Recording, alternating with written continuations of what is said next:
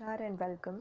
Myself Dhruvika Kanabar from Sri A.K. Doshi Mahila College, Jamnagar, presenting the lecture of Business Organization and Management 2, first year BCom semester 2.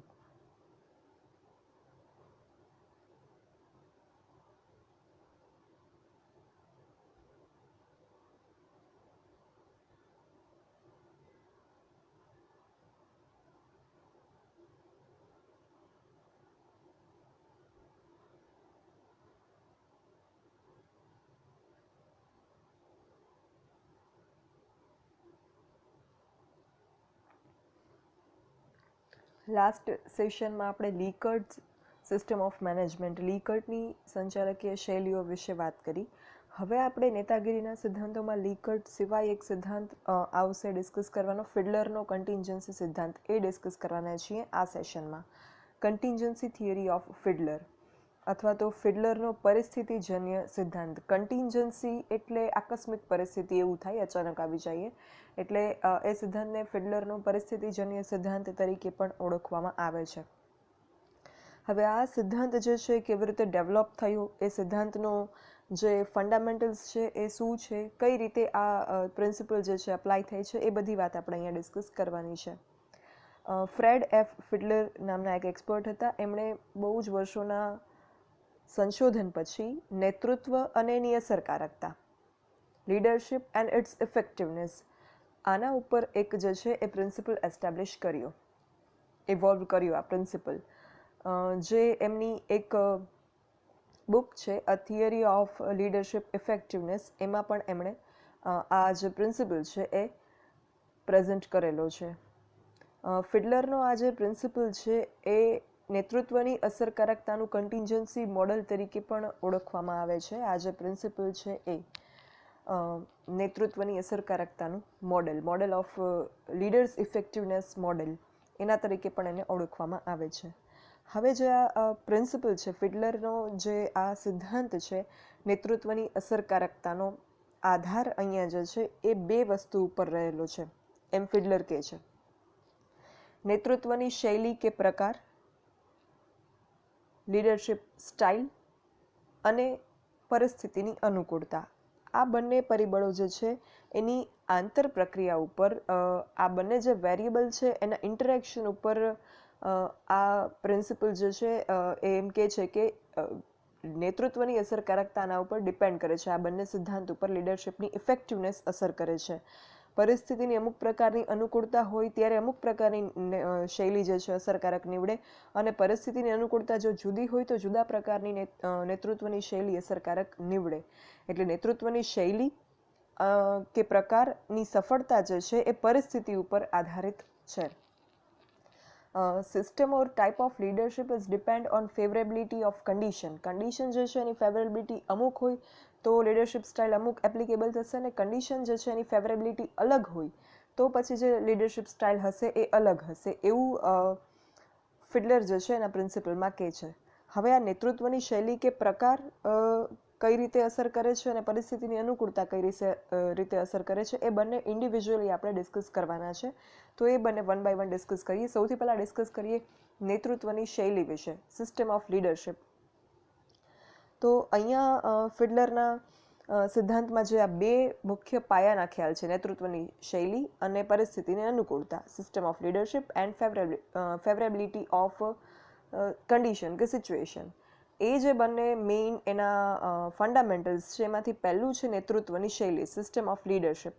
અહીંયા ફિડલર જે છે એ નેતૃત્વની શૈલીના બે જુદા પ્રકાર પાડે છે. There are two types of leadership as per Fiedler. Which two types? One is task oriented and second is relationship oriented. એક છે કાર્ય પ્રેરિત અને બીજું છે સંબંધ પ્રેરિત. કાર્ય પ્રેરિત નેતૃત્વ જે હોય, ટાસ્ક ઓરિએન્ટેડ, એમાં કામ કરનાર વ્યક્તિ કરતાં કાર્યને વધુ મહત્વ આપવાનું વલણ જે છે નેતામાં હોય છે. જ્યારે સંબંધ પ્રેરિતમાં, એઝ ધ નેમ સજેસ્ટ, સંબંધને વધારે મહત્વ આપે છે, વ્યક્તિગત સંબંધને વધારે મહત્વ આપવામાં આવે છે રાધર દેન ધ ટાસ્ક. કાર્ય કરતાં સંબંધ પ્રેરિતમાં સંબંધને વધારે મહત્વ આપવામાં આવે છે. સંચાલક જે છે એ સંચાલક કે નેતા, બોથ મે બી સેમ. તો આ બંનેની જે નેતૃત્વ શૈલી છે એ નક્કી કરવા માટે ફિડલરે એક ખાસ મેથડ ડેવલપ કરી છે, અને એના માટે મેથડમાં એક એણે LPC આંકપત્રક વિકસાવેલું છે. LPC એક ન્યુમેરિકલ ટેબલ છે, એ એણે ડેવલપ કરેલું છે. આ LPC જે છે એનું ફૂલ ફોર્મ થાય છે લીસ્ટ પ્રિફર્ડ કોવર્કર. આ લીસ્ટ પ્રિફર્ડ કોવર્કર, અહીંયા તમે ખાસ ધ્યાન રાખજો, લિસ્ટનો મિનિંગ શું થાય છે, બિકોઝ ગુજરાતીમાં પણ આ લિસ્ટ પ્રિફર્ડ કોવર્કર તરીકે જ આપણે એને LPCને ઓળખીએ છીએ. યસ, એનું ગુજરાતી ટ્રાન્સલેશન હું તમને કહીશ, but for Gujarati medium students also it is necessary to understand and to know the name of this method, least preferred coworker. તો અહીંયા લિસ્ટનો તમે સ્પેલિંગ જુઓ તો LEAST છે. બીજું એક લિસ્ટ આપણે જેનાથી પરિચિત છીએ દેટ ઇઝ LIST લિસ્ટ. એ જે LIST લિસ્ટ છે એનો મતલબ થાય સૂચિ, લિસ્ટ આપણે કહીએ ને, ઘણું બધું એક સાથે લખેલું હોય તો દેટ ઇઝ લિસ્ટ. અને આ જે લિસ્ટ છે LEAST છે. આ લિસ્ટનો મતલબ શું થાય? તમે ઘણી બધી જગ્યાએ એન્કરિંગમાં સાંભળેલું હશે, last but not the least. જ્યારે લાસ્ટ પાર્ટિસિપન્ટ કે કંઈ લાસ્ટ હોય આવતું હોય ત્યારે એમ કે last but not the least. એનો મતલબ શું કે છેલ્લું છે બટ જરાય એનું મહત્વ ઓછું નથી, ઇમ્પોર્ટન્ટ એનું આગળના બધા હતા એટલું જ છે. Last but not the least. Least એટલે સૌથી ઓછું હોય મહત્વનું એવું, પણ એ લોકો કહે છે બટ નોટ ધ લિસ્ટ, એટલે they are right at their place. અહીંયા આપણે શું સમજવાનું છે? લિસ્ટ પ્રિફર્ડ કોવર્કર એનો મતલબ થાય કે સૌથી ઓછો પસંદ આવતો સહકર્મચારી, લીસ્ટ પ્રિફર્ડ કોવર્કર. આવો જે કોવર્કર હોય, સહકર્મચારી, એટલે એવા કર્મચારી જેની સાથે કામ કરવામાં નેતાને સૌથી વધારે મુશ્કેલી પડતી હોય. અને આવા LPC કર્મચારી અંગે જ્યારે નેતાને એનું વર્ણન કરવાનું કહેવામાં આવે ત્યારે આ મૂલ્યાંકન જે છે પરસ્પર વિરોધી ગુણ દર્શાવતા એક વિશ્લેષણાત્મક શબ્દોના જોડકાનો ઉપયોગ કરી અને બનાવવામાં આવે છે.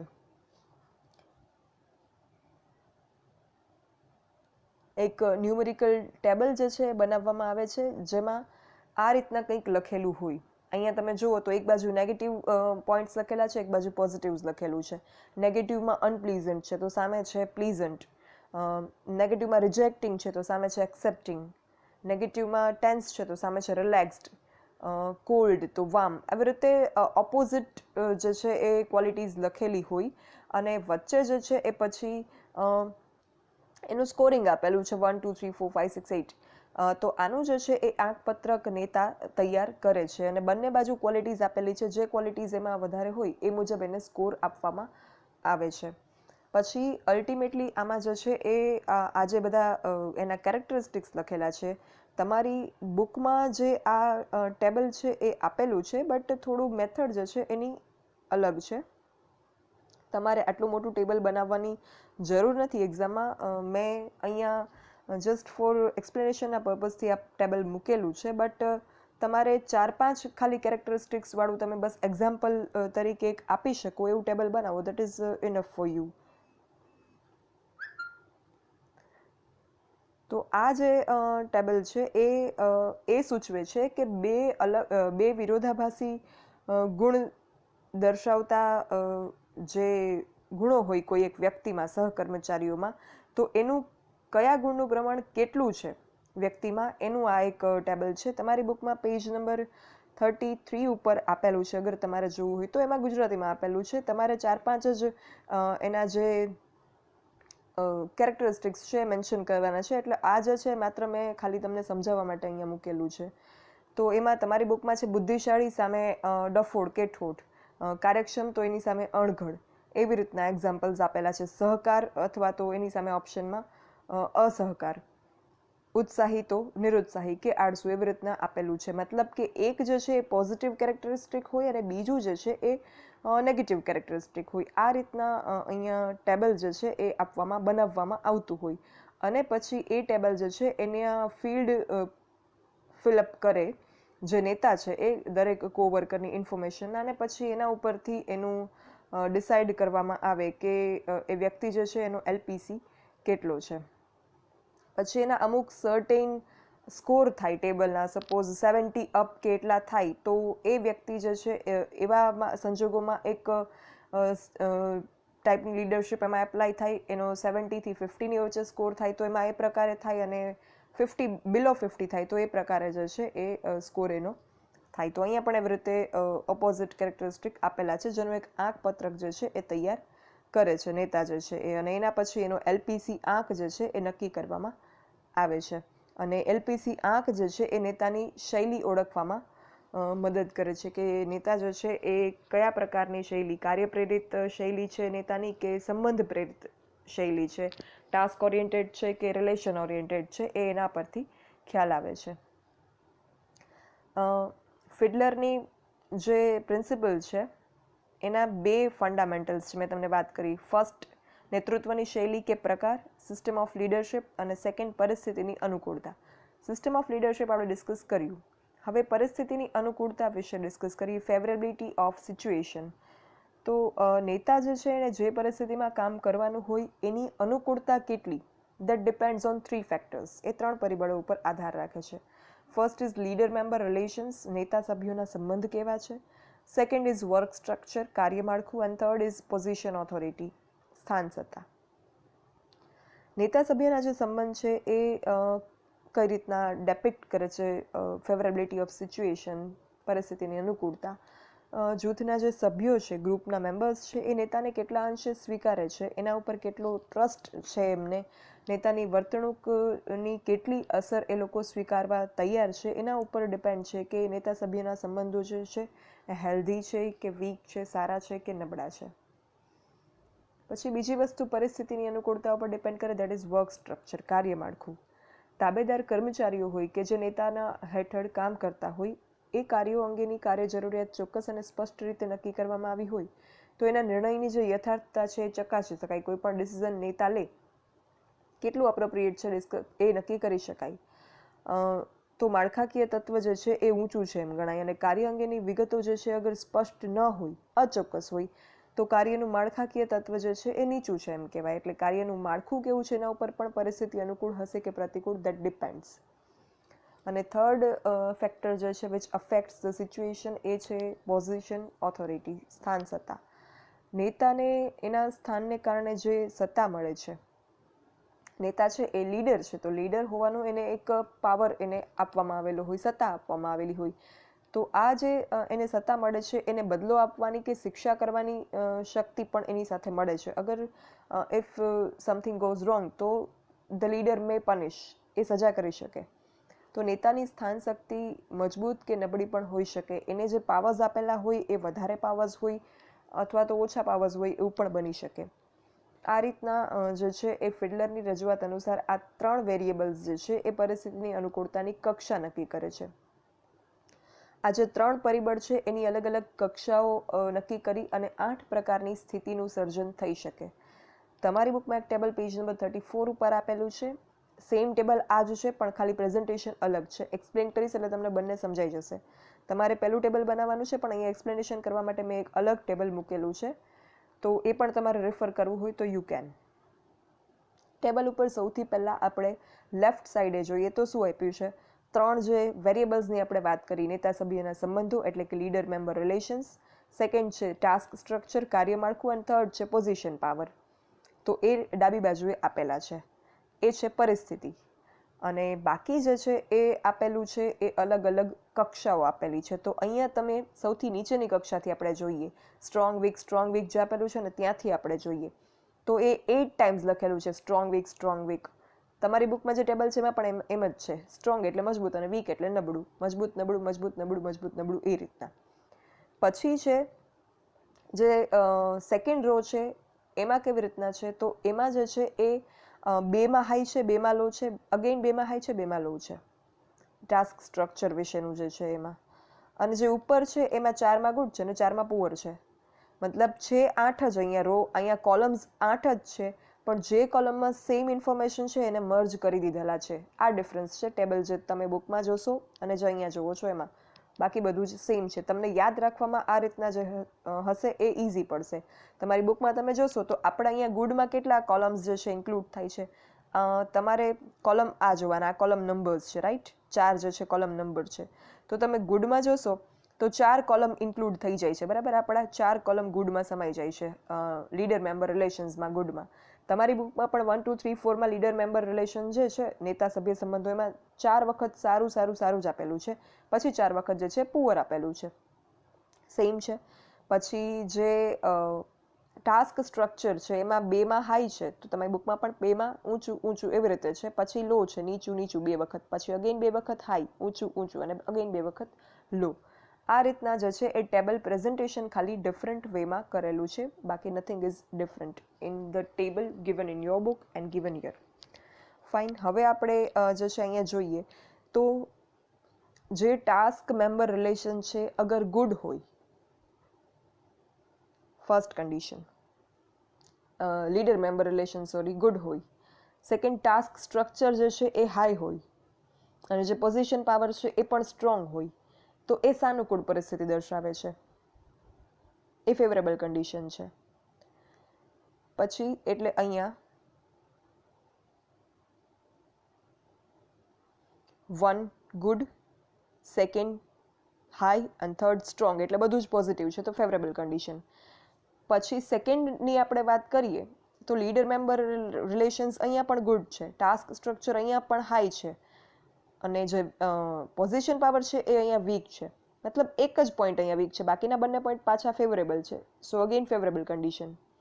થર્ડમાં જોઈએ તો અહીંયા again leader member relations good છે, પણ જે ટાસ્ક સ્ટ્રક્ચર છે એ લો છે, સેકન્ડ વન, અને જે પોઝિશન પાવર છે થર્ડ વન એ સ્ટ્રોંગ છે. મતલબ અગેન અહીંયા ખાલી 1 પોઈન્ટ જ માઇનસ છે, કયો? ટાસ્ક સ્ટ્રક્ચર એ લો છે, એ નબળું છે. બાકી લીડર મેમ્બર રિલેશન એ ગુડ છે અને પોઝિશન પાવર પણ સ્ટ્રોંગ છે, 2 પોઈન્ટ આપણા પોઝિટિવ છે, એટલે અગેન આપણે આને સાનુકૂળ પરિસ્થિતિ ગણશું. એટલે જે પરિસ્થિતિ 1, 2 અને 3 છે, કન્ડિશન 1, 2 એન્ડ 3 છે એ ફેવરેબલ છે. હવે આપણે જોઈએ બાકીની કન્ડિશન્સ, 4, 5 કન્ડિશન.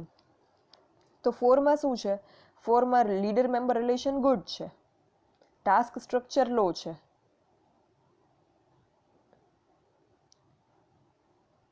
ટાસ્ક સ્ટ્રક્ચર લો છે અને પોઝિશન પાવર જે છે એ વીક છે. મતલબ અહીંયા 2 પોઈન્ટ વીક આવ્યા, 2 પોઈન્ટ નેગેટિવ આવ્યા, 1 પોઈન્ટ જ ખાલી ગુડ છે, પોઝિટિવ છે, that is leader member relation. એટલે આ જે છે એને આપણે સાનુકૂળ પરિસ્થિતિ ન કહી શકીએ, પણ સામાન્ય કક્ષા કહી શકીએ. સેમ આપણે એના પછી 5થમાં જોઈએ તો અહીંયા લીડર મેમ્બર રિલેશન પુઅર છે, ટાસ્ક સ્ટ્રક્ચર જે છે એ હાઈ છે અને જે પોઝિશન પાવર છે એ સ્ટ્રોંગ છે. મતલબ અહીંયા 2 પોઈન્ટ જે છે એ સ્ટ્રોંગ છે, પણ લીડર મેમ્બરના રિલેશન જ પુઅર છે, એટલે એ પણ સામાન્ય કક્ષા છે. 5 સુધી આપણે જોયું. હવે આપણે 6, 7, 8 જોઈએ.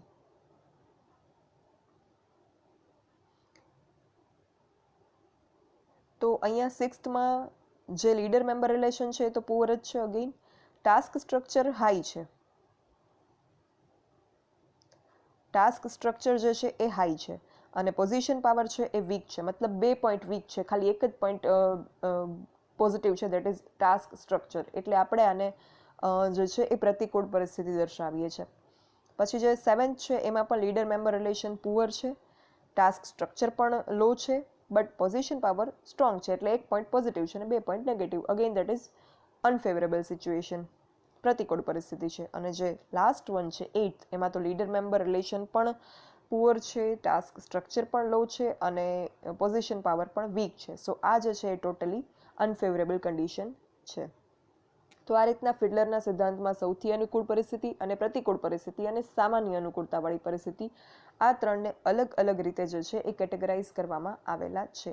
આઈ હોપ કે તમને આ ટેબલ સમજાઈ પણ ગયું હશે અને જે ટેબલ છે એ તમને યાદ રાખવામાં પણ હવે ઇઝી પડશે. તમારું જે ટેબલ છે એનું પ્રેઝન્ટેશન અને આનું પ્રેઝન્ટેશન અલગ છે. અહીંયા આપણે પહેલાં 4માં ગુડ લખી નાખ્યું, પછી 4માં પુઅર કરી નાખ્યું, પછી 2-2માં હાઈ લો અને પછી સ્ટ્રોંગ વીક એવી રીતે 8 ટાઈમ્સ કર્યું અને આપણું જે ટેબલ છે એ બની ગયું. ફાઇન. તો અત્યારે જે છે આપણે આટલું રાખીએ.